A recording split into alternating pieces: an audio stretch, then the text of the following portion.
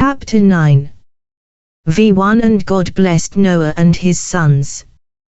And God said this to them: Have very many children and descendants, and live everywhere on the earth.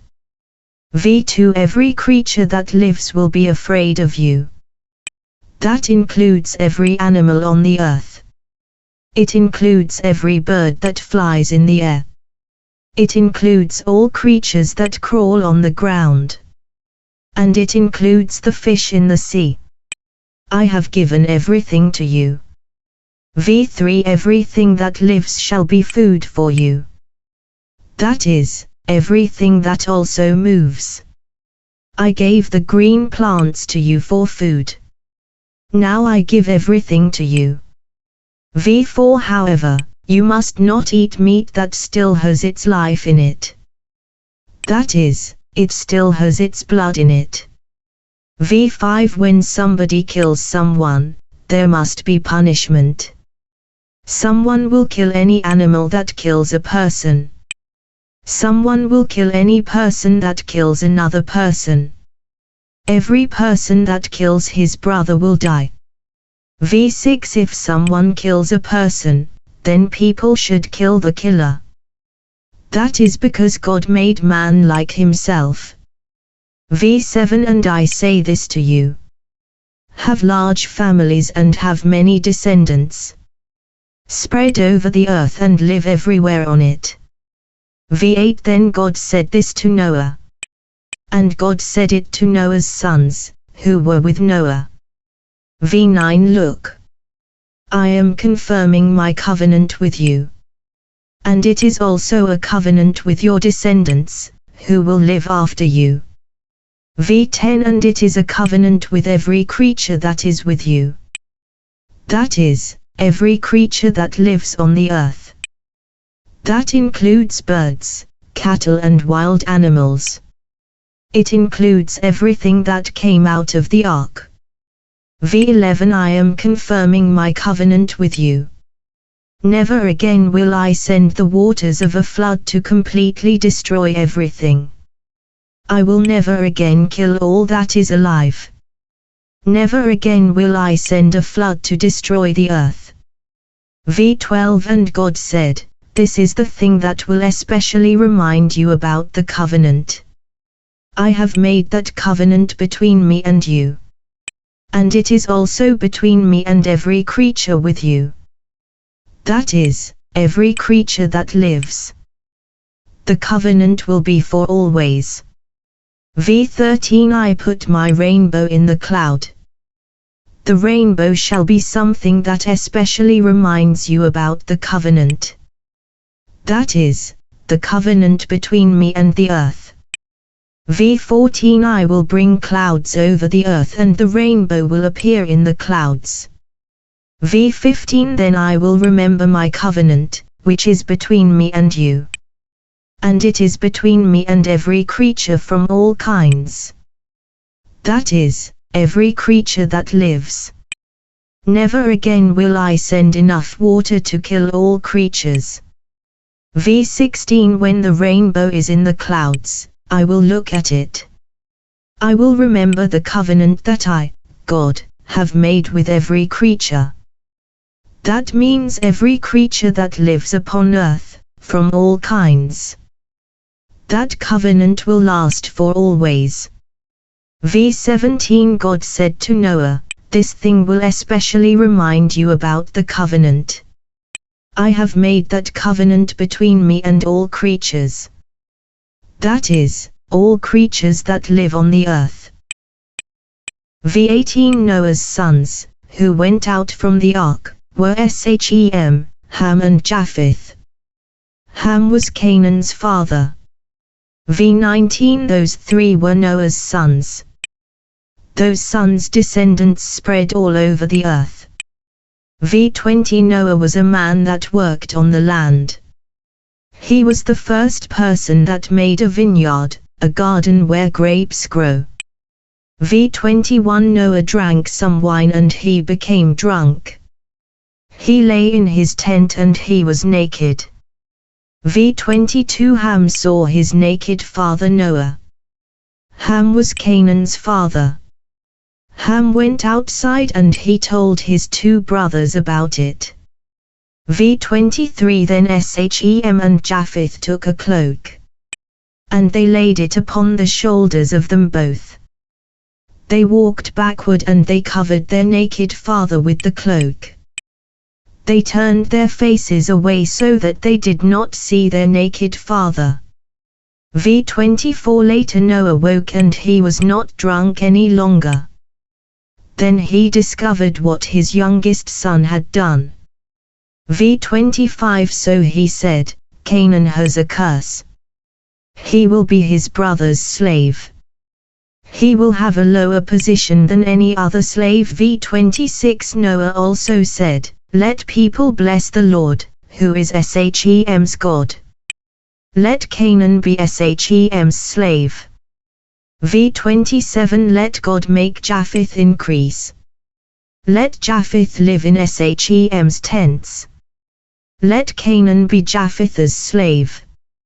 V28 Noah lived 350 more years after the flood. V29 His whole life lasted for 950 years. Then he died. God is perfect. But people often do wrong things. God's covenant, agreement, with Noah reminds us about the wrong things that we do. It is not like God's words to the first people in Genesis 1:28-30. God spoke those words before people sinned. And He only promised good things then. But God made the covenant with Noah after people had sinned. This covenant promised many good things to people. But God also warned people in the covenant. He spoke about murder. He warned people that they would be responsible for their evil behavior. And he warned them that God would punish them for their evil deeds. People would be evil. But God is kind. He promised never again to flood the whole world. And he used the rainbow to remind people about this promise. Noah was a great servant of God. And Noah was a righteous man. But Noah was not perfect. He did something that was very wrong. He drank too much wine. His son, called Ham, saw him. And Ham gossiped. This was terrible behavior. He did not respect his father, although his father was a great servant of God. When Noah awoke, he spoke words about the future of his 3 sons. Noah spoke these words by the Holy Spirit, because Noah was a servant of God. Ham's family would suffer because of Ham's sin. But Noah blessed his other sons. Notes on the verses. God makes a covenant with Noah, 9:1-17. Verse 1 Have very many children and descendants. God said that also when He made people in the beginning. And He said the same words in Hebrew when He made creatures. Those words mean have large families. But they also mean be useful and be helpful. They mean, be other people's servant. Do not expect other people to serve you. Verse 2 Here, God seems to give to people more power over the creatures. That is, more power than He gave earlier to Adam and Eve. Verse 3 Here, God permits people to eat meat as well as vegetables and fruit. Verse 4 God did not allow people to kill other people. If they did kill other people, they would be punished. He did not allow people to eat meat with blood in it. In that way, He reminded them that life is important. Life is holy. God has made us like an image of Himself. So we must not kill other people.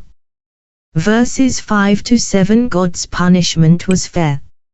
If there was a murder, people should kill the murderer only. In many places, families might fight each other because somebody had murdered someone from the other family. And they might kill each other because of that. Such a situation might continue for a very long time. But God did not say that that should happen.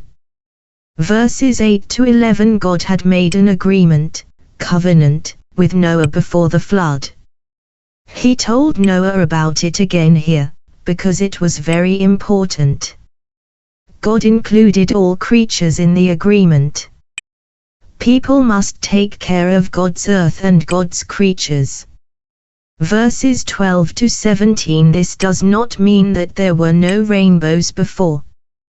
But rainbows now have a new meaning. God's agreement was with all the people and animals in the entire world. And the rainbow was a sign of that agreement. Noah and his son do something wrong. 9:18-29. Verse 20. A man that worked on the land. Noah was the master of the earth. After the flood, he became a farmer. He grew grapes, small, sweet fruit, that he made into wine. Verse 21. The writer does not hide from us the fact that Noah was not perfect. When he was naked like that, he was not giving honor to God. We can read in the Bible that wine can be pleasant, Psalm 104:15. But we can see here that too much wine is not good. Verse 22. People should respect their parents. Ham should have covered his father instead of staring at him. Then Ham should have said nothing. But he gossiped to his brothers. It is not certain whether Ham's son Canaan sinned too. It was Canaan that suffered as a result. God would later promise to bring his people, Shem's descendants, to a new country that was also called Canaan. The Canaanites, the people that would live there first, would be Canaan's descendants. And they would be very wicked. Verse 23. Shem and Japheth respected their father. They were careful to look away from him as they covered him. A cloak was a large piece of warm cloth. People wore it on top of other clothes during the day. And they used it as a blanket at night. Verses 24 to 25. Noah spoke about the future of his sons by the power of the Holy Spirit. So, this was not just Noah's idea. This was a message from God. We do not know when Ham's descendants became his two brothers' slaves. But we do know that Canaan's descendants became very evil. In fact, they were so evil that God gave their land to Abraham's descendants. And God helped Abraham's descendants to overcome Canaan's descendants. See the book of Joshua. Verse 26. One would expect Noah to say, I bless Shem, the Lord's man. It is not usual to bless the Lord of a person. But it might mean that Shem was the son that God blessed in particular. And Noah was blessing God especially because he, God, was Shem's God. Shem's descendants were the people that God chose specially for himself. Abraham and his descendants, Israel, were among Shem's descendants. Verse 27. Let God make Japheth increase. The Hebrew word for let him make bigger sounds like the name Japheth. It does not mean that Japheth would get fat.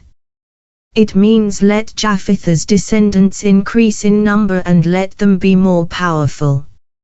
It is not clear what Noah was praying.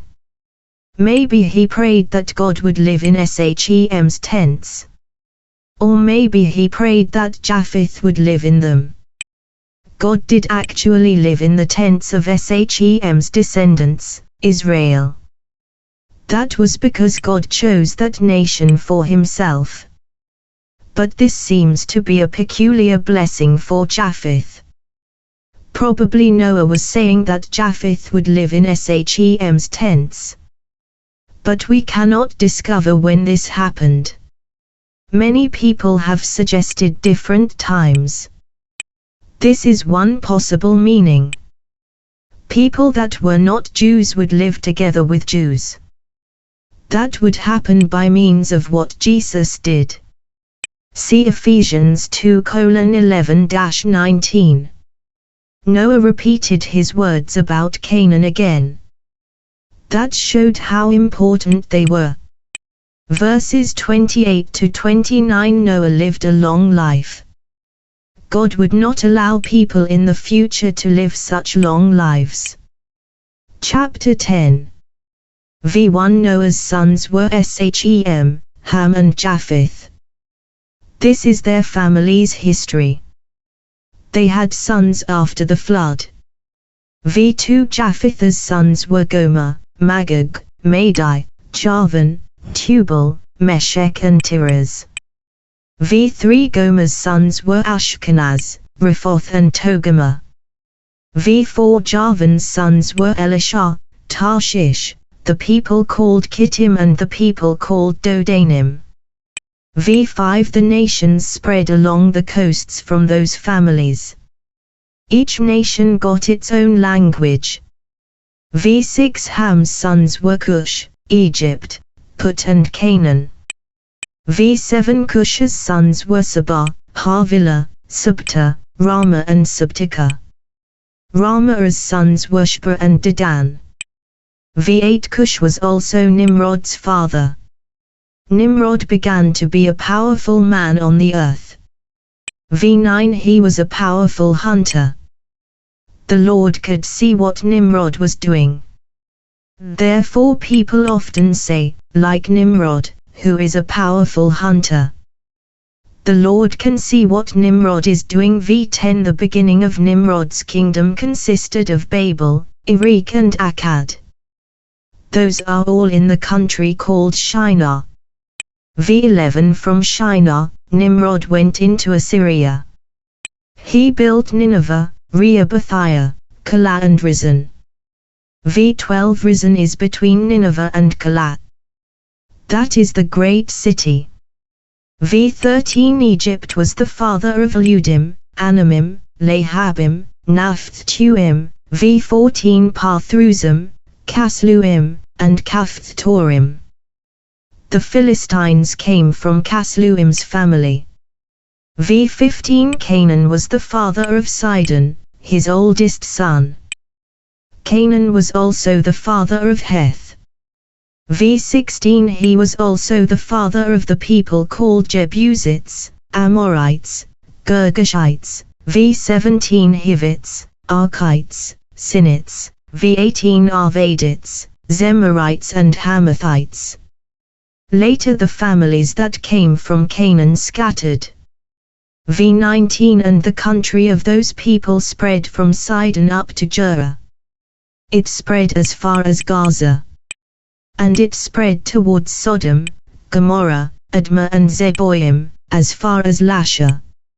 V20 Those are Ham's sons in their families, languages, countries and nations. V21 Shem also had children. Shem was Japheth's older brother. Shem was the ancestor of all Eber's children.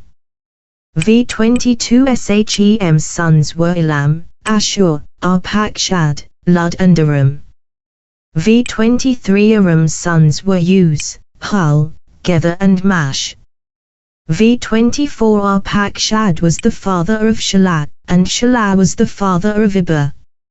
V25 Eber had two sons. One son was called Peleg because the earth became divided during his life. Peleg's brother was called Joktan. V26 Joktan was the father of Armodad, Shalef, Hazarmaveth, Jura. V27 Hadaram, Uzal, Dikla. V28 Obal, Abimael, Sheba. V29 Ophir, Havilah and Jobab. All those were Joktan's sons. v30 They lived in a country that spread from Mesha towards Safar. It spread to the hilly country in the east. v31 Those are Shem's sons in their families, languages, countries and nations.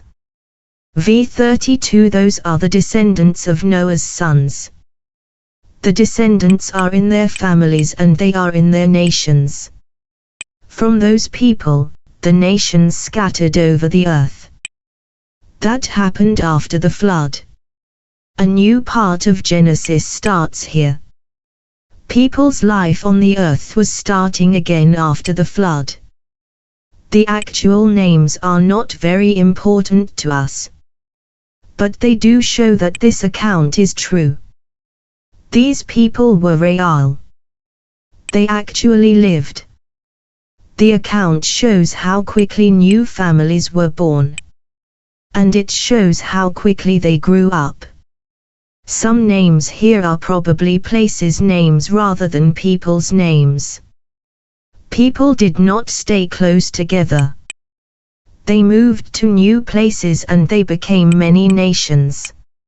In this list here, we read that Japheth had 7 sons and 7 grandsons. Cush's sons and grandsons together were 7 in total. That does not include Cush's other son Nimrod, whom the writer talks about separately. The writer mentions 70 nations as descendants of Noah's sons. People often used the number 70 to mean a large number. And 7 was a special number too. Japheth's family, 10:2-5. The writer begins with Japheth's sons and grandsons. Their names show us that their families moved north, towards Europe. And they moved round the sea called the Mediterranean. Ham's family, 10:6-20. Ham's family moved towards the south and into North Africa. Canaan was the original name of the country that became Israel. So Canaan's * descendants are important to the history in the Bible. But Ham's descendants lived across a much larger area. Nimrod's descendants were especially powerful. Babylon would become the greatest city in the world for a short time. And Nineveh was also a very powerful city. Verse 12 mentions the great city. It is not clear whether that means Nineveh or Kalat. It seems as if it is Kalat. But in the book of Jonah, Nineveh is called a great city. Shem's family, 10:21-32. Shem's family comes last in this chapter, although his name comes first in verse 1. We do not know why that is so. Perhaps it is because the book of Genesis continues with the story of Shem's descendants. Many of Shem's descendants moved east. But this list also contains the names of places that are elsewhere. Chapter 11. The tower in Babel shows that people are proud, 11:1-4. v1 All the people on the earth had one language and they had one set of words. v2 When people moved to the east, they found a plain in the country called Shinar. And they stayed there. v3 These people said to each other, "Come. Let us make bricks. And let us bake them hard." So they used bricks as stones to build with. And they used bitumen, black stuff from the ground, in order to stick the bricks together. v4 Then they said, "Come. Let us build a city for ourselves. Let us build a tower, tall, narrow building, with its top in the sky. We will make ourselves great. Then we shall not scatter over all the earth." v5 Then the Lord came down to see the city.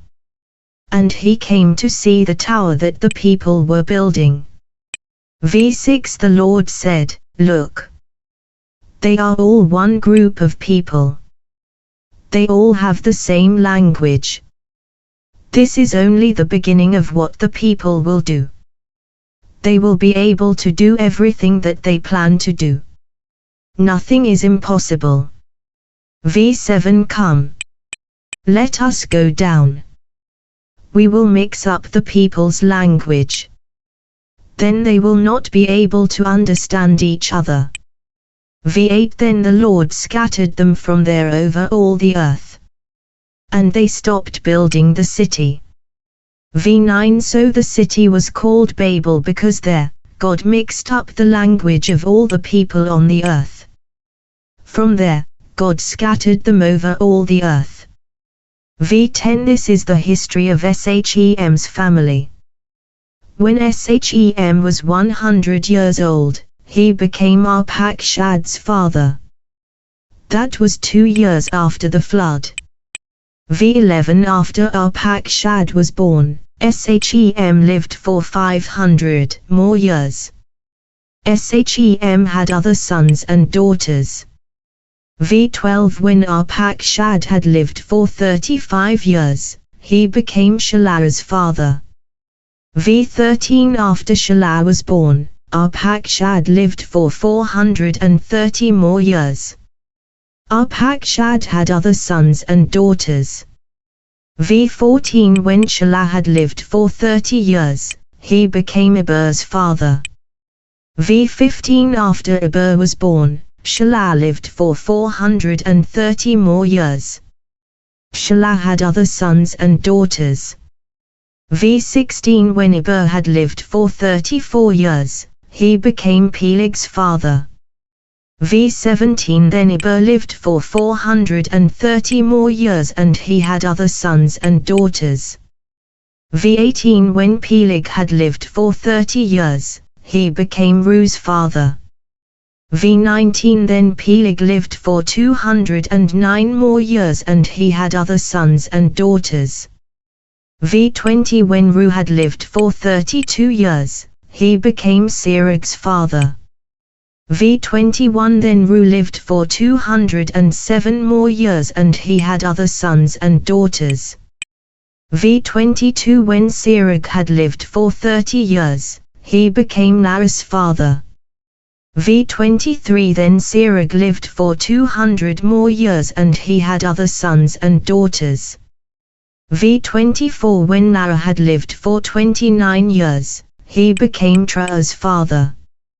v25 Then Larah lived for 119 more years and he had other sons and daughters.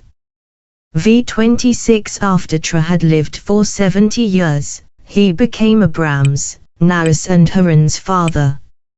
v27 This is the history of Terah's family. Terah was the father of Abram, Narah and Haran.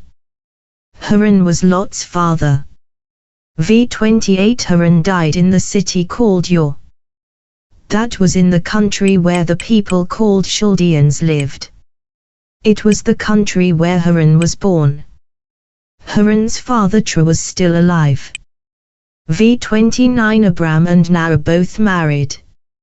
Abram's wife was called Sarai and Narah's wife was called Milcah.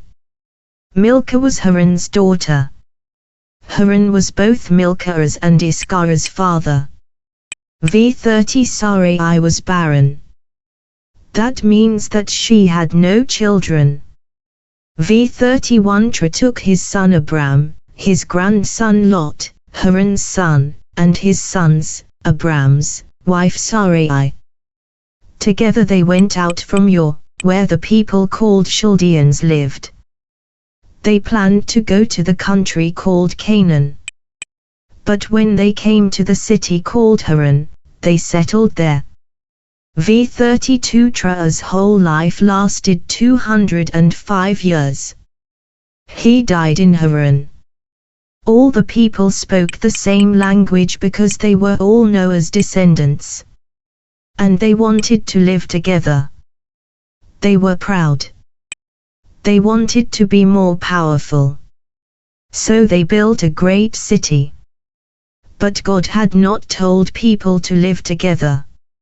He told them to move across the world, Genesis 9:1, so that the whole world would have inhabitants. So the people were not obeying God's commands. In fact, they were trying to oppose God. God did not allow them to continue the construction of that city. He confused their languages and he ended their unity. They could not talk with each other. So they had to move to different places. The chapter continues with the story of Shem's family. People's lives began to be shorter now. At last, the writer mentions Abram. Abram was different from other people because Abram believed God. This fact may not seem important when we have discussed the history of the whole world.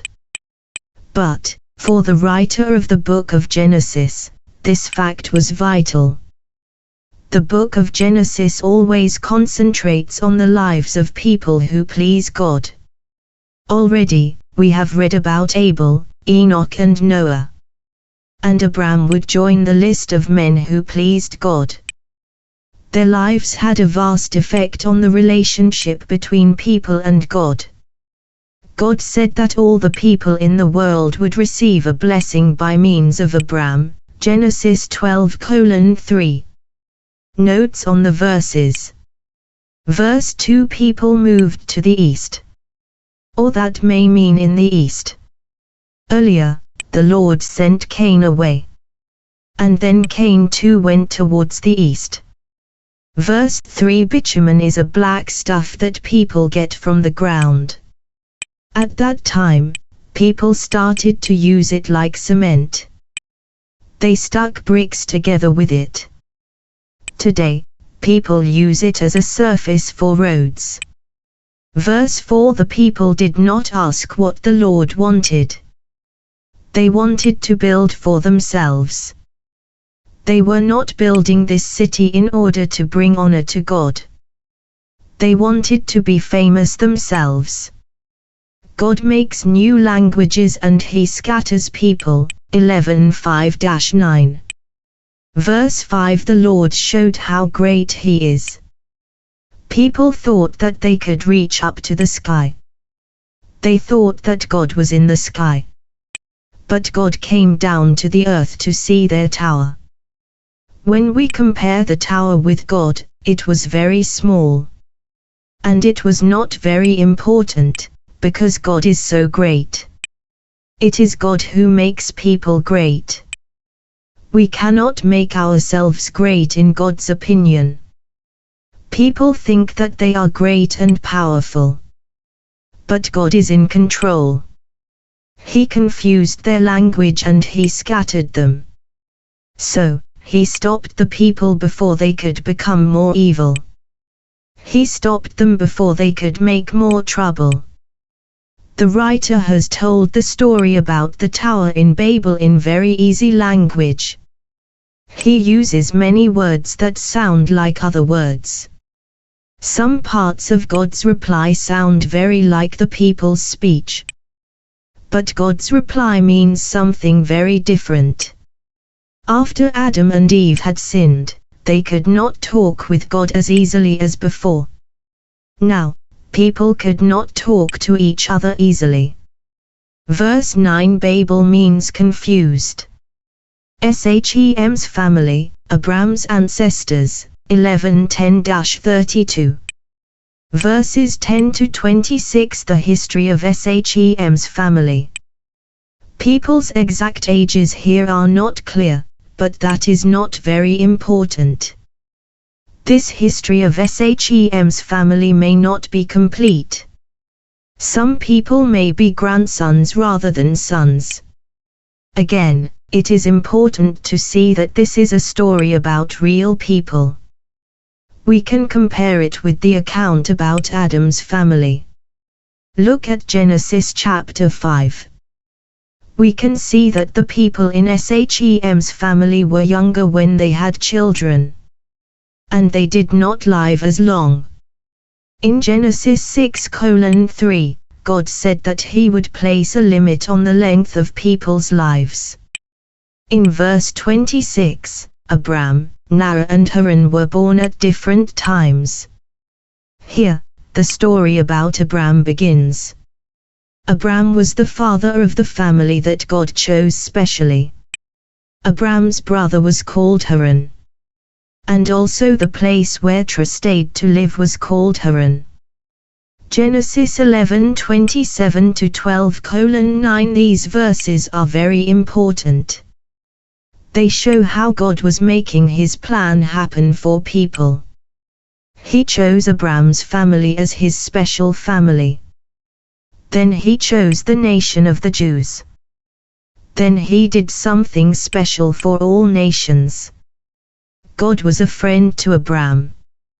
And God made special promises to Abram and his family. Here we also read about the country that the Lord promised to Abram. Verse 27. Haran was probably Terah's oldest son. It seems that Abram was looking after Lot. Verse 29. Sarai was Abram's half-sister, Genesis 20:12. In other words, Sarai and Abram had the same father, Terah, but Sarai's mother was not Abram's mother. Later, God forbade men to marry a half-sister. Nahor married his brother's daughter. God never forbade that. Verse 30. At that time, if a woman had no children, she was very sad. And sometimes people thought that the woman should be ashamed because of that. God sometimes made women be without children because they had sinned, Genesis 20:18.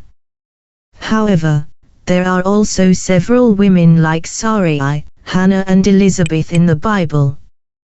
They did not have any children for a long time, but God blessed them. Verse 32. Abram probably left Haran many years before Terah died.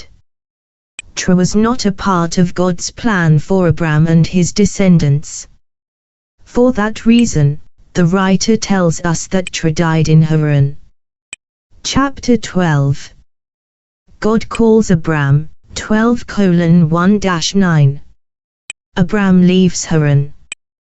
V1. The Lord said to Abram, "Go from your country, your tribe and your father's house. Go to the country that I shall show you. V2. I will make you into a great nation. I will bless you and I will make your name great. I will bless other people, too, because of you. V3. I will bless those that bless you. And I will curse anyone that does not respect you. I will bless all the families on the earth, because I bless you." V4. Then Abram went, as the Lord had told him. And Lot went with him.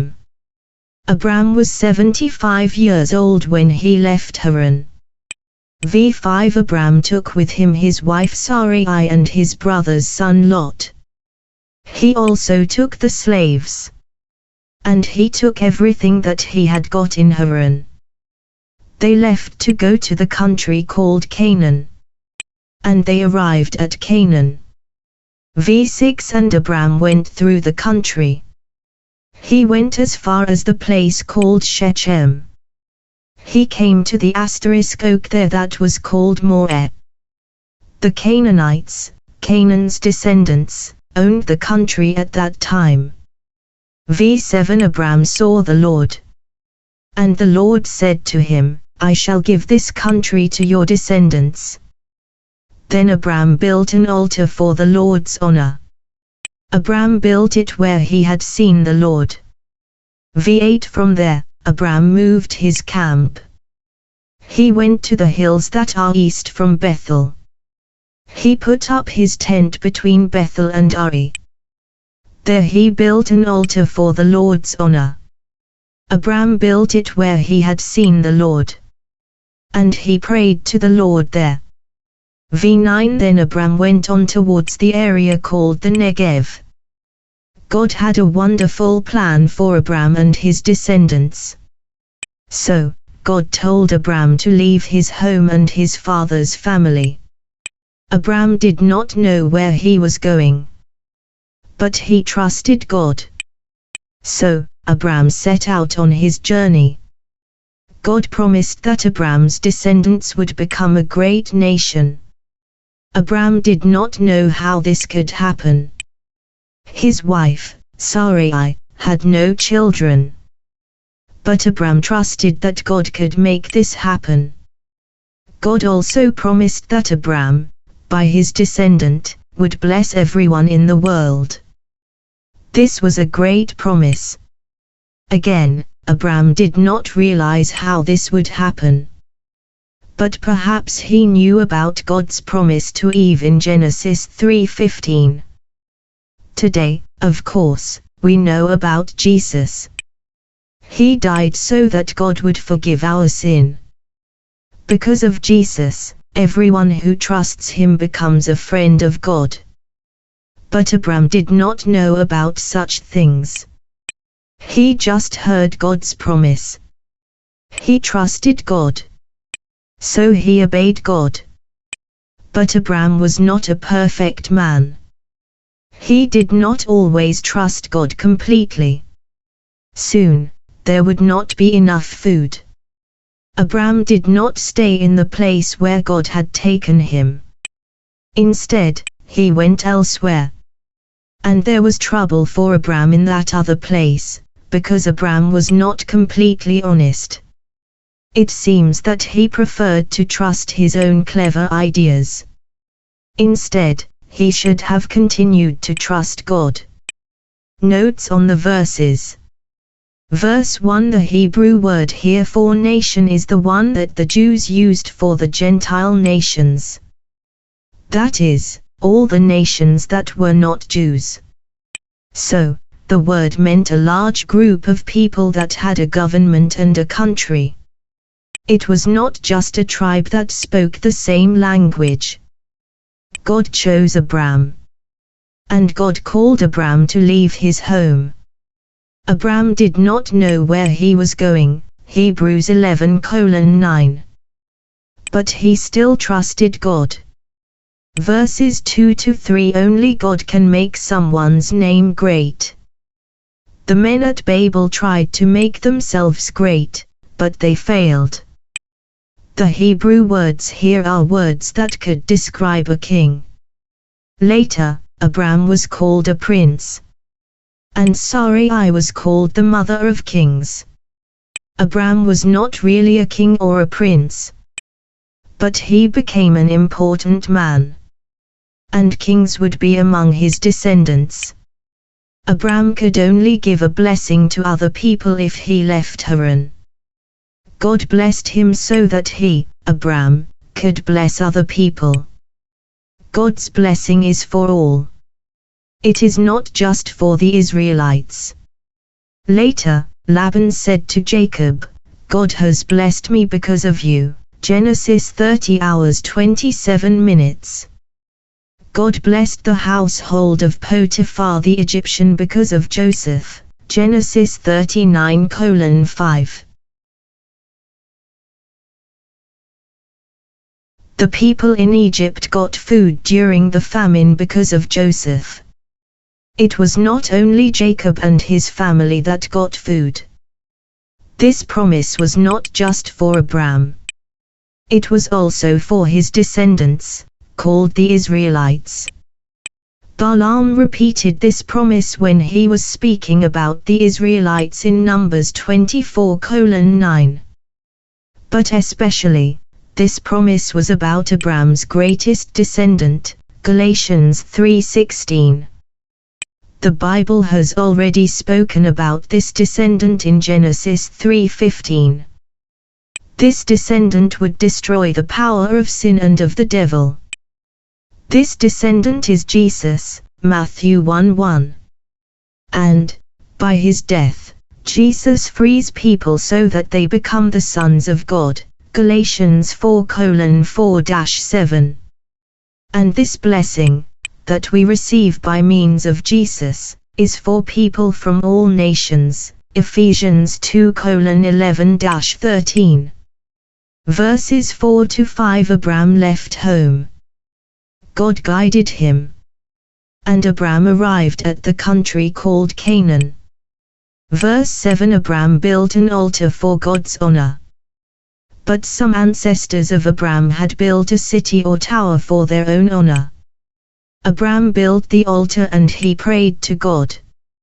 His worship included work as well as words. Verses 8 to 9. Abram continued to travel through the land that God was giving to him. And Abram was grateful. He built another altar. Abram and Sarai in Egypt, 12:10-20. Verses 10 to 20. Abram left the country that God had promised to him. Abram went to Egypt because he needed food. God would have taken care of Abram where he was. But Abram could not believe that.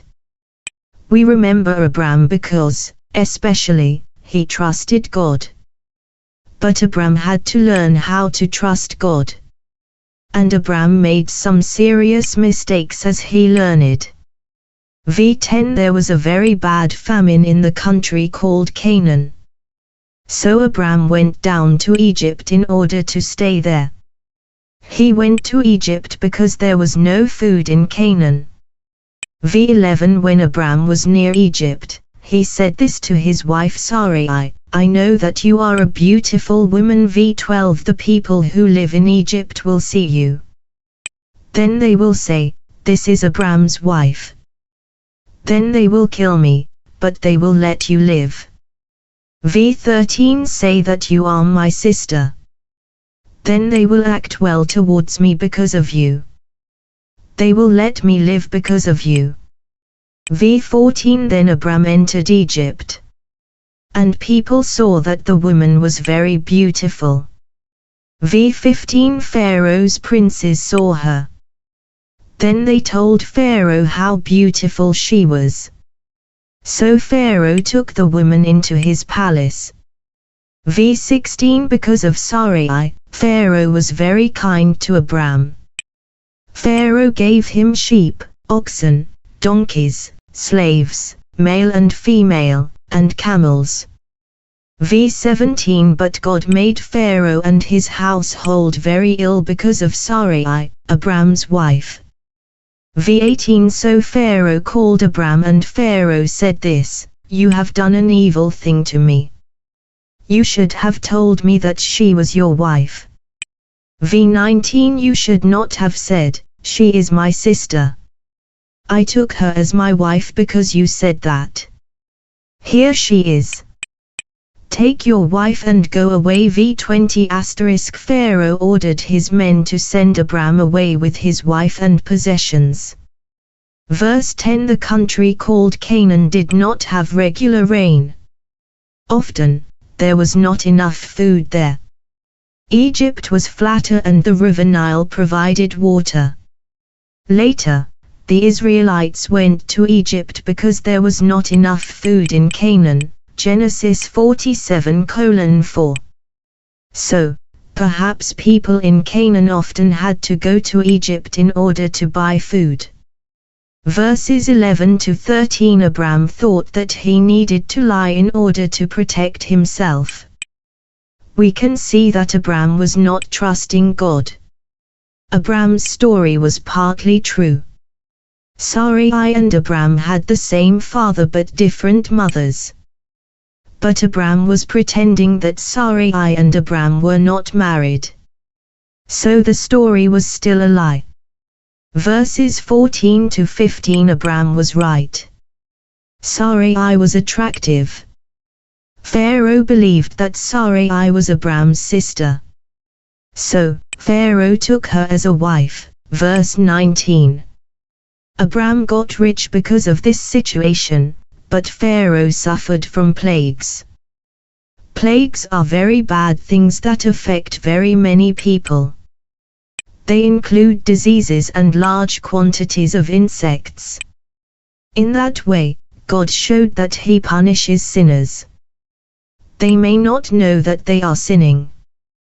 But even then, God punishes them. Pharaoh knew that adultery was wrong. He saw that God was blessing Abram. Chapter 13.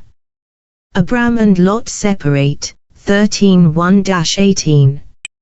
V1 Then Abram went up from Egypt. He took his wife with him. And he took everything that they had. Lot went with them to the area called the Negev. V2 Abram was very rich. He had a lot of cattle, silver and gold. V3 Abram traveled from the Negev to Bethel. He stopped sometimes on the way. Then he went beyond Bethel towards Uri. That was the place where he had had his tent at the beginning. V4 That was where he had made an altar before. There Abram worshipped the Lord. V5 Lot, who was with Abram, also had flocks, herds and tents. V6 When Abram and Lot were together, there were a lot of people and animals. The land could not produce enough to keep them all alive. Abram and Lot owned so much that they could not live near each other. V7 Some herdsmen looked after Abram's cattle and some herdsmen looked after Lot's cattle. And there were quarrels between those two groups of herdsmen. The people called Canaanites and Perizzites were living in that part of Canaan then. V8 So Abram said to Lot, "We are men and we belong to the same family. So we must not argue, nor must our herdsmen quarrel. V9 Here is the whole country. Go away from me. If you go to the left, I shall go to the right. If you go to the right, I shall go to the left." V10 So Lot looked round. He saw the plain in valley of the Jordan River. It spread as far as Zoar. It was a very good place to grow crops. And Lot saw that. It was like the Lord's garden and it was like the country called Egypt. That was before the Lord destroyed Sodom and Gomorrah. V11 Lot chose all the plain in the valley of the Jordan River. He chose that for himself. Therefore Lot went east, so that he and Abram were not together. V12 Abram lived in the country called Canaan. But Lot lived among the cities on the plain. And he put up his tents close to Sodom. V13 Now the men in Sodom were evil and they sinned greatly against the Lord. V14 The Lord spoke to Abram, after Lot had gone away from him. The Lord said, "Look about you. Look from there, where you are. Look north, south, east and west. V15 All of the land that you see, I shall give to you. I shall give it to you and your descendants for always. V16 It will be impossible to count your descendants, as it is impossible to count tiny bits of dust. V17 Come. Walk all through the country. Walk north, south, east and west because I shall give it all to you." V18 So Abram moved his tent. And he went to live by the oaks that Mamre owned. They are in the area called Hebron. There he built an asterisk altar for the Lord's honor. Abram had traveled with his nephew, called Lot. Like Abram, Lot was a righteous man, 2 Peter 2:7-8. So, Lot wanted to do the right things. But there was a problem with Lot's character. Wealth tempted Lot. In time, it became too difficult for Abram and Lot to live together. Lot wanted to live in a place where he could become more wealthy. He did not seem to care that he would be living near wicked men. Their deeds would upset Lot greatly. But Lot still chose to live with them. Lot's attitudes were like the attitudes of many Christians today. They are glad to be Christians. and the wicked behavior of other people upsets them. But those Christians allow wealth to tempt them. They may even do things that they should not do, because of money. They themselves are not evil people. But their wrong attitudes cause them many troubles. And they cannot trust God completely because of their wrong ambitions. Abram was different. He did not care about wealth. He knew that God had led him to Canaan. And he knew that God had given Abram's, wealth to him. So, Abram allowed Lot to choose whatever land he, Lot, wanted. And Abram was confident, because he trusted God. God would give to Abram whatever land Abram needed. Afterwards, God repeated his promise to Abram. God promised Abram the country in which Abram was now living. Abram was in the right place. This was the country that God had chosen for Abram and his descendants. Verse 2 Abram was very rich. And the famine had been very bad, Genesis 12:10. In both those cases, the writer uses the same word for very. Verse 3 Abram was eager to return to the country that God had promised to him. And he was eager to keep in close friendship with God. Verse 6 Abram had received more animals from Pharaoh. All Abram's animals needed grass to eat. So he needed more land for the animals. Verse 8 Abram said that the men should not quarrel. Close relatives should not quarrel. He said that they should separate. Then they would be friendly again. They must not live near to each other, because that caused them to quarrel. Verse 9 Abram was generous and he let Lot choose first. Verse 12 From this verse, we get the idea that Lot was willing to live outside Canaan. Lot was selfish. He chose the place that he liked best. He thought that it was the best place to live. But the reasons for his decision were wrong. People must respect older people and parents. Abram was older than Lot. And Abram cared about Lot. In Sodom, Lot would live near wicked people. But Lot did not worry about that. Lot put up tents close to Sodom so that his animals could eat grass in that area. Verse 13 The writer gives us some idea about the trouble that the wicked people in Sodom would cause. Verses 14 to 15 God told Abram more about God's, promise. All the land that Abram could see would become Abram's, country. God would give it to Abram himself. God would not give it just to Abram's descendants. God said that it would always belong to Abram. Verses 16 to 17 Abram's descendants would be so many that nobody would be able to count them. God will bless us when we trust Him completely. Abram walked through the country. He was showing that one day he would own the country. Verse 18 Abram built another altar for the Lord's honor. Abram wanted to thank God for His goodness. Chapter 14. Abram at war with the kings, 14:1-24. Many tribes lived in the area. Each tribe had its own chief man or king. Those kings sometimes came together to help each other. They came together because they wanted to fight against a more powerful tribe.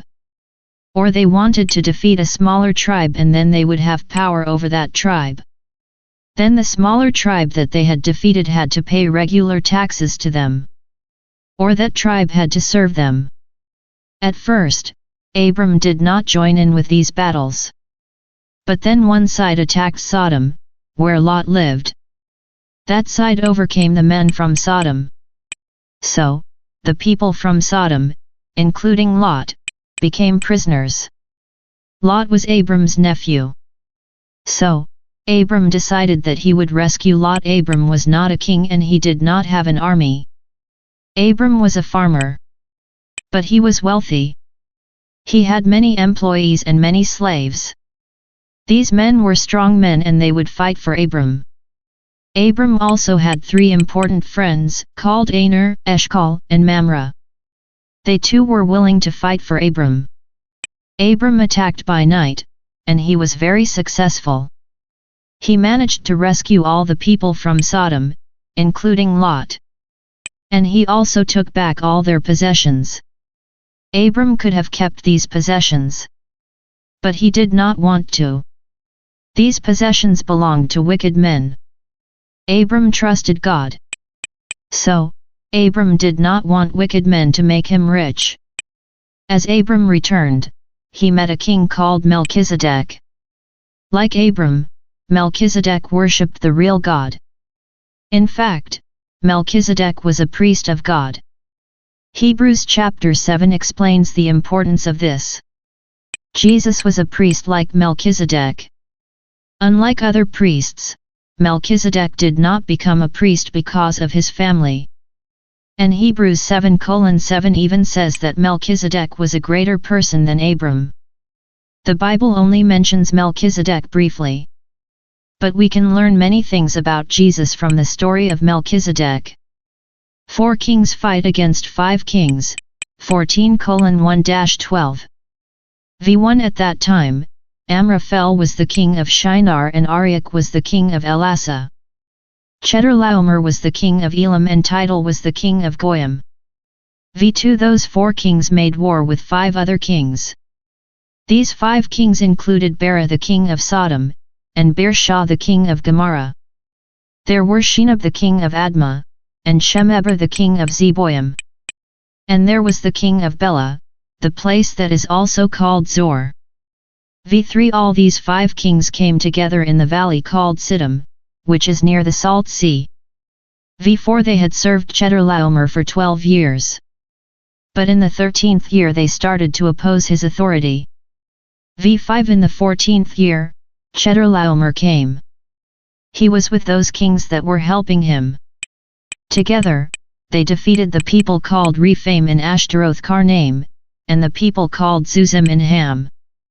Those 4 kings also defeated the people called Ammon in Shaveh-Kiriathaim. V6 And they defeated the people called Horites in the mountains called Seir, as far as El Paran. That is at the edge of the desert. V7 Then the 4 kings turned back and they came to En-Mishpat, Kadesh. They got power over all the country where the people called Amalekites lived. And they got power over the people called Amorites that were living in Hazan Tamar. V8 Then the 5 kings went out to fight. There were the king of Sodom and the king of Gomorrah. There were also the king of Admah and the king of Zeboim. And there was the king of Bela, the place that is also called Zor. They fought in the valley called Siddim V9 against the other 4 kings. These included Chedorlaomer the king of Elam, and Tidal the king of Goyim. There were also Amraphel the king of Shinar, and Arioch the king of Elasa. 4 kings were fighting against 5 kings. V10 Now there were very many big holes in the valley called Siddim. From those holes, people got bitumen, a black stuff that people used like cement. The kings of Sodom and Gomorrah ran away. Some men fell into the big holes. The rest ran away to the mountains. V11 Their enemies took all the goods from the cities called Sodom and Gomorrah. And they took all the people's food. Then the enemies went. V12 They also took Lot, Abram's nephew, who lived in Sodom. And they took Lot's goods and they went away. Verses 1-12 The 4 kings, Chedorlaomer and his friends, set out on their journey, with their armies. Along the way, they defeated several tribes that lived in Canaan. Then, those 4 kings defeated the 5 kings from the area round the Salt Sea, also called the Dead Sea. These 5 kings were Bera the king of Sodom, with his friends. Each king had brought an army with him. In the end, Abram would come and he would defeat Chedorlaomer. Verses 3, 8, and 10 The 4 kings fought against the 5 kings in the valley called Siddim. Later, the Salt Sea, Dead Sea, flooded that valley. So, after that, the valley was under water. Verse 10. Some men fell into the big holes. This has two possible meanings. Maybe the king of Sodom and his men hid in the holes. Or maybe some men fell into them and they died. The king of Sodom escaped. Verses 11 to 12. We already know that Lot was Abram's nephew. But the writer tells us that fact again here. Abram rescued Lot because Lot was Abram's nephew. Abram and Melchizedek, 14:13-24. V13. Someone that escaped came to Abram the Hebrew. And he told Abram about what had happened. Abram was living by some oaks that belonged to Mamre the Amorite. Mamre was Eshcol's and Aner's brother. All those brothers were Abram's friends. V14. Abram heard that the enemy had caught Abram's nephew as a prisoner. So then Abram led out the 318 men that he had trained.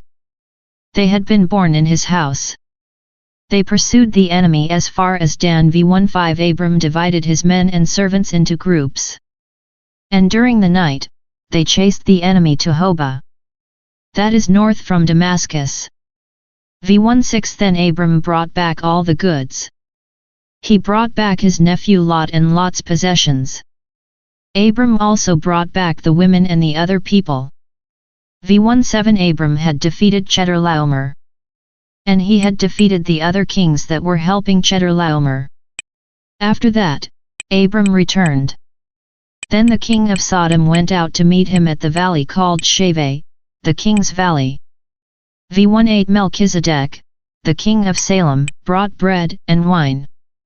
He was the priest of the Most High God. V19. Melchizedek blessed Abram. And Melchizedek said this: Let the Most High God, who made the sky and the earth, bless Abram. V20. And let people bless the Most High God, because he has delivered your enemies into your power. And Abram gave to Melchizedek a 10th part of everything. V21. The king of Sodom said to Abram, Give the people to me, but take the goods for yourself.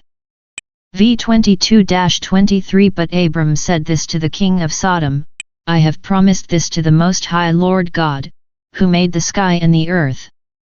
I promised that I would not take anything from you. I would not take even a thread. And I would not take even a piece that people fasten a shoe with. So then you cannot say that you made Abram rich. V24. I will take only what the young men have eaten. And I will take the share for my men. Let Aner, Eshcol, and Mamre take their share. Verse 13. In the Bible, this is the only time when Abram was called the Hebrew. Usually, people that called Israelites Hebrews were not Israelites themselves.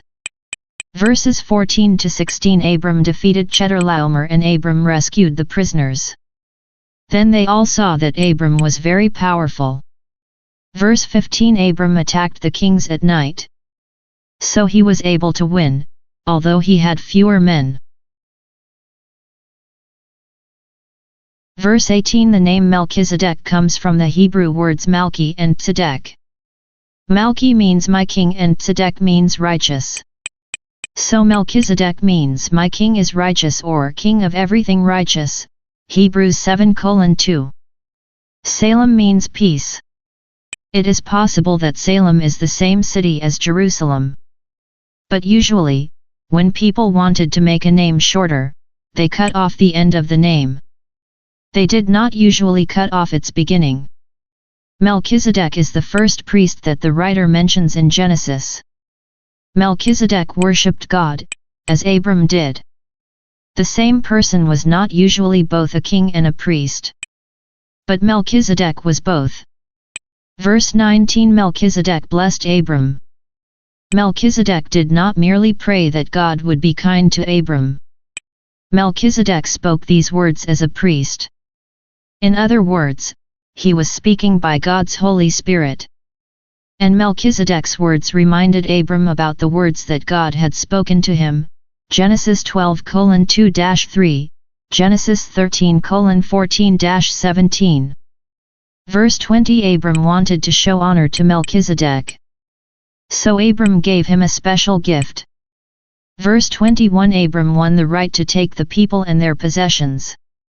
The king of Sodom realized this. So he offered the possessions to Abram. The king of Sodom would allow Abram to keep the possessions, if Abram returned the people to Sodom. Verses 22 to 24 Abram did not agree to keep the possessions. He remembered that he had a duty to serve God. The possessions from Sodom could make Abram very rich. But now Abram did not want anyone except God to make him, Abram, rich. Abram certainly did not want to accept any gift from the wicked people from Sodom. Later, God could not find any good people in Sodom, except Lot. However, Abram was fair to the men who fought with him. He allowed them a share of the objects that they had won. This chapter shows again that God was helping Abram. Abram knew that God made him successful. Abram had only a small group of men. But with them, he was able to defeat large, powerful armies that had defeated many other armies. Chapter 15. The Covenant with Abram, 15:1-21.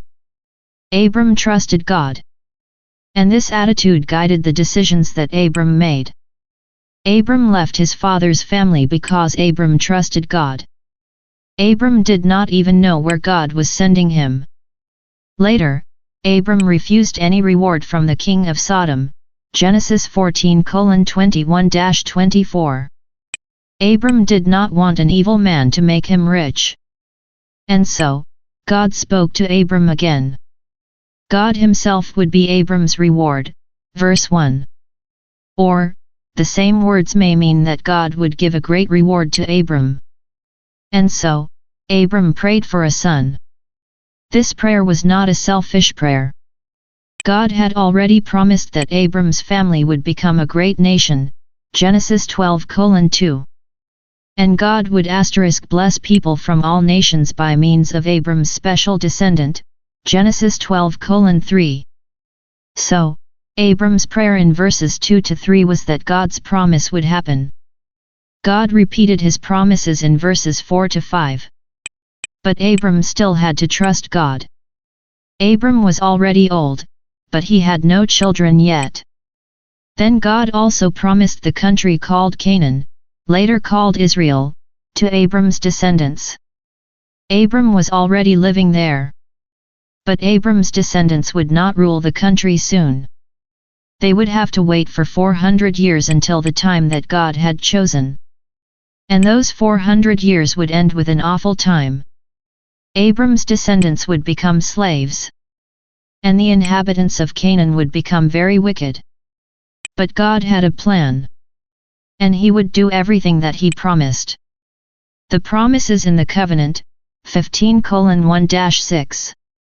V1 After that, the Lord spoke to Abram. The Lord spoke in a vision. Do not be afraid, Abram. I am protecting you. I will give a very big reward to you. V2 But Abram said, Lord God, what will you give to me? I am still without a child. Eliezer from Damascus will have all my goods. V3 Abram said again, Look. You have not given me a child. When I die, a slave will have all my goods. That is, a slave that was born in my house. V4 The Lord spoke to Abram again. That man will not have all your goods. Your own son will have all your goods. V5 Then the Lord took Abram outside. And the Lord said, Look at the sky and try to count the stars. You will have quite as many descendants. V6 And Abram believed the Lord. And the Lord considered him righteous, because he, Abram, believed. Verse 1 After that may mean sometime later, rather than immediately. Abram had refused a reward from the king of Sodom. God promised Abram a much greater reward. Verses 2-3 The Hebrew text here is difficult. A servant could inherit goods if his owner had no children. That was a custom. Such a servant was usually young. his master would adopt him as a son. We do not know anything about Eliezer. But perhaps he is the same man as Abram's chief servant in chapter 24. If so, Eliezer was very loyal to his master. Verse 4. It was not God's plan that Eliezer would inherit. God wanted to bless people from every nation by means of Abram. God's plan was that Jesus would be one of Abram's descendants. Verse 5. God promised that Abram would have his own child, grandchildren, many great-grandchildren and so on. Verse 6. Abram was not perfect, but he believed God. So God judged him as not sinful. We should believe that Jesus died for us. Then God will judge us as not sinful. Romans chapter 4. This is a very important verse. We cannot please God because of our own efforts. We can only please God if we trust Him. Paul repeats this verse in Galatians 3:6. And Hebrews 11:8-9 explains how Abram trusted God. God speaks to Abram about the future, 15:7-21. v7. Then the Lord said to Abram, I am the Lord. I brought you out of Ur, where the people called Chaldeans live. I wanted to give this country to you, so that you could own it. That is why I brought you out. v8. But Abram said, Lord God, how shall I know that I will own it? v9. The Lord said to him, Bring to me a calf, young ox or cow, a female goat and a ram. Each animal must be 3 years old. Also, bring to me a dove and a very young pigeon. v10. Abram brought them and he cut them down their middle. He placed the halves opposite each other. However, he did not cut the birds. v11. Then the birds that hunt came down upon the animals. Abram drove the birds away. v12. As the sun was setting, Abram slept deeply. Thick darkness came over him and it made him feel very afraid. v13. The Lord said to Abram, You have to know this certainly. Your descendants will be strangers in someone else's country. They will be slaves there. The people that own the country will be cruel to them. That will continue for 400 years. v14. I will judge the nation that makes them slaves. Afterwards, your descendants will come out from that country. They will be very rich when they leave. v15. You will die in peace. People will bury you after you have become a wise old man. v16. The grandsons of your grandsons will come back here. Until then, I will not punish the Amorites because of the Amorites, sins. v17. The sun had set and it was dark. Then there appeared a smoking pot of fire. And there appeared a burning object from which flames were coming. Both those things passed between the halves of the animals. v18. On that day, the Lord made a covenant with Abram. He said, I have given this country to your descendants. That is, the whole country from the river of Egypt to the great river Euphrates. v19. This country now belongs to the people called the Kenites, the Kenizzites, the Cadmonites, v20. The Hittites, the Perizzites, the Rephaim, v21. The Amorites, the Canaanites, the Girgashites, and the Jebusites. Verse 7. This verse is like Genesis 28:13 and Exodus 3:6. God showed Abram who God himself really is. God is always the only real God. There is no other real God. It was the same God who called Abram. It was the same God who guided Abram to the country called Canaan. And it was the same God who was making these promises to Abram. So, Abram could continue to trust God. Verses 8-11. This was a special ceremony called the covenant. Enemies used to make a covenant at the end of a war. Each side made serious promises. They killed animals. But Abram's covenant was different. He did not make this covenant with another man. Abram's covenant was with God. Verse 12. Abram was a friend of God. So, God told Abram about his plans, Genesis 18:17-19. God's plans for Abram's family were good, but there would be many terrible troubles. Abram waited for God to speak. Verses 13-16. God told Abram that his descendants would be slaves in Egypt for 400 years. The time that the writer meant was about 400 years rather than exactly 400 years. In the book of Exodus, you can read about the events that God described. All these events actually happened. In the end, God used Moses to free his people. God led them back to the country called Canaan. And God gave them success in war. See the book of Joshua. So God gave the country to Abram's descendants. These things happened as God had said. Verse 17. When two people made a covenant, they usually cut an animal into two halves. Then they walked between the halves. Here, only the pot and the burning object went between the halves. Abram did not. God alone made the covenant. The pot and the burning object, with smoke and fire, showed that God was present.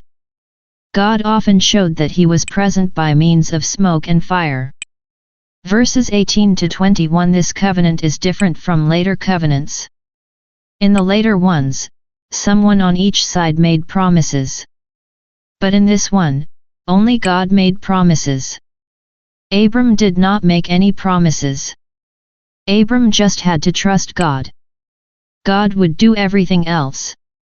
In Genesis chapters 12-15, we can call Abram a prophet because he had messages from God. We can call Abram a priest because he built altars. And he offered sacrifices on them.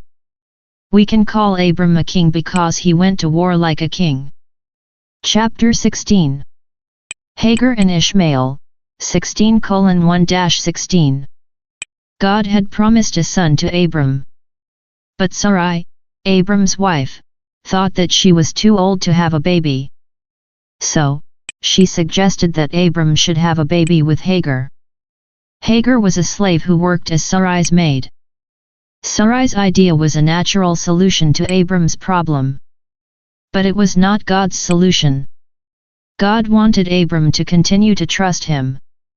God's plan was that Sarai would be the mother of Abram's son. And God wanted that son to be born as the result of God's promise. Galatians 4:23. There was an important reason for God's plan. God's promise was not merely to any son of Abram. It was to Abram's special descendant, who is Christ.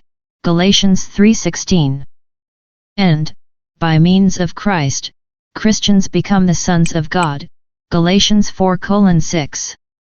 But nobody can please God by his or her own natural efforts. So, nobody can become a real Christian by natural methods.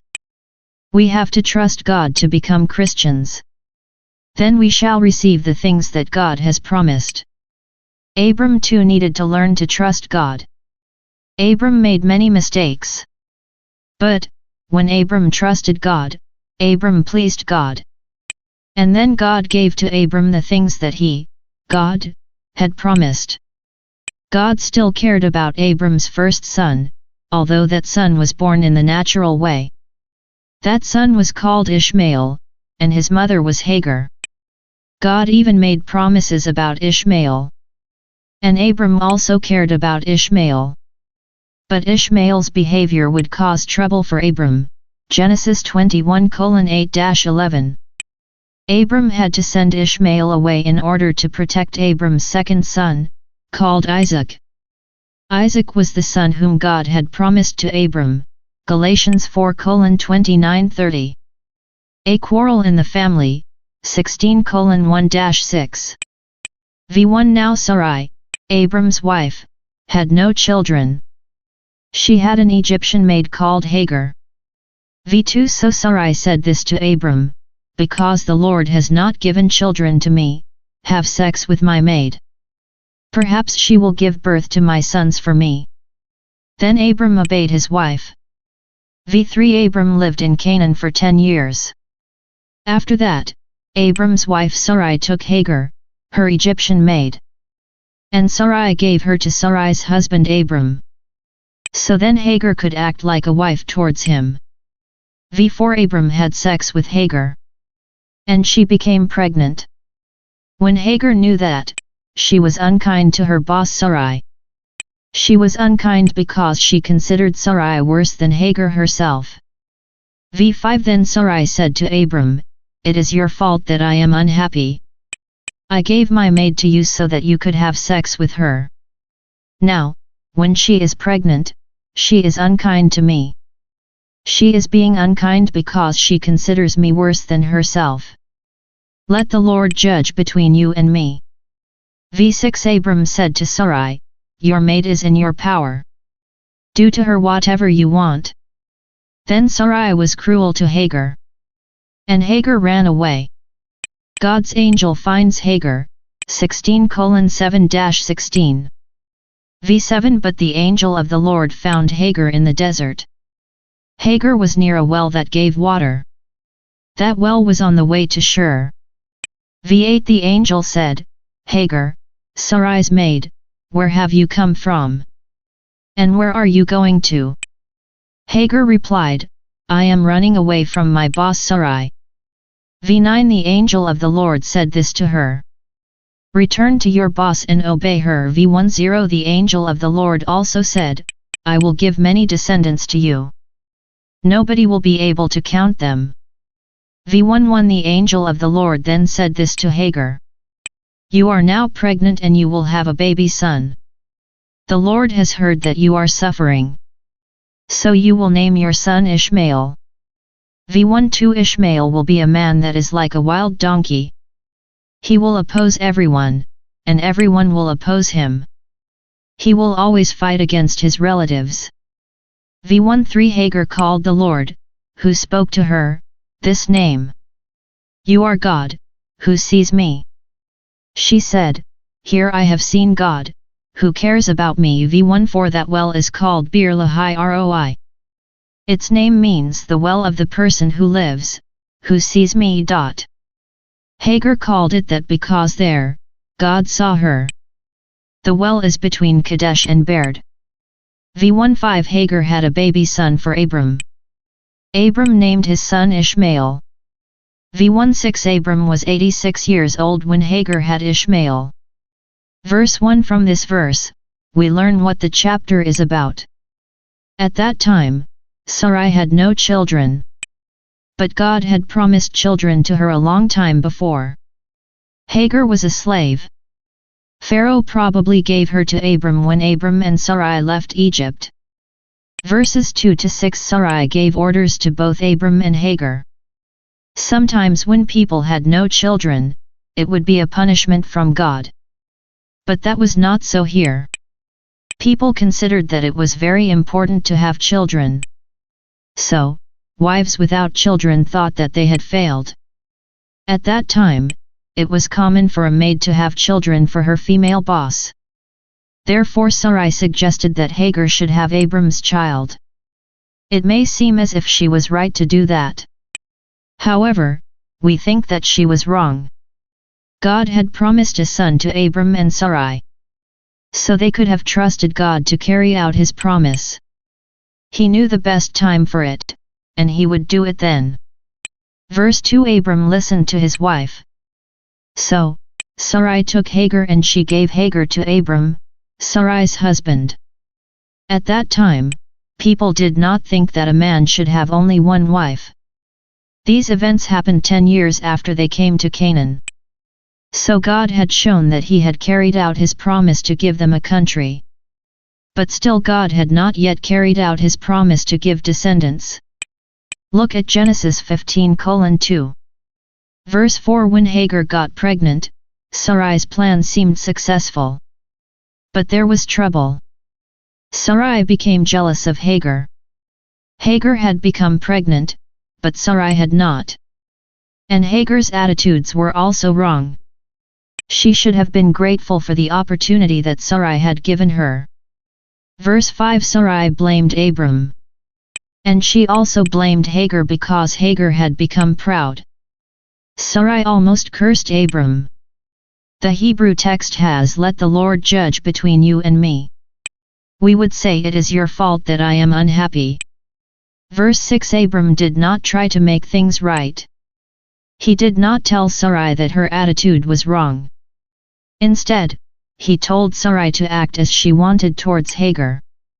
But Abram should have protected Hagar because she was like his wife. And she would soon become the mother of his son. Sarai was cruel to Hagar. So, Hagar ran away. Hagar ran away. The writer used the same Hebrew word when the Israelites ran away from Egypt. Verse 7. The writers in the Old Testament mention the angel of the Lord 58 times. And they mention the angel of God 11 times. The angels appear as men, but people know them later as angels. Some people think that God himself appeared here. Hagar was on her way to Egypt. Verse 8. The angel called Hagar by her name, and he also called her Sarai's maid. God knew where Hagar had come from. Similarly, in Genesis 3:9, he knew where Adam was. And in Genesis 4:9, he knew what Cain had done to Abel. Hagar was honest. So she said that she had run away.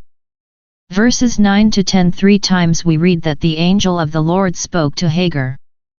It shows that God really cared about Hagar.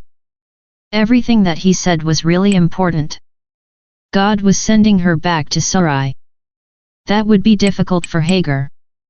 She needed to receive confidence from God that it was right. God's promise about many descendants would encourage her. This was a wonderful promise for a woman who was just a slave. Verse 11. The angel promised a son to Hagar. The son would be called Ishmael. That name means God hears. God had heard Hagar. God did not promise that Hagar would have relief from difficulties. But Hagar knew that God would be with her in the difficulties. Verse 12. Ishmael would have a tendency to make war. He would not behave in the way that other people expected him to behave. He would be a wanderer. He would do whatever he wanted. Verse 13. Hagar recognized that it was an angel. When she realized that, the angel disappeared. Hagar said, "You are God, who sees me." She knew that God cared about her. Verse 14. The well is always there. Whenever people see it, they can remember God's care. That was also true when people saw Ishmael. Verse 15. Hagar had a baby called Ishmael for Abram. Abram named him. Maybe Abram was protecting Hagar in that way. The writer does not mention Sarai here, although Sarai intended Ishmael to be her son. Verse 16. God can take a very long time to carry out his promises. Abram's age here makes us remember that. This chapter shows how God cares about those that are suffering. Hagar was just a slave who was suffering. But God listened to her. And he took care of her. Hagar believed God's message and she obeyed.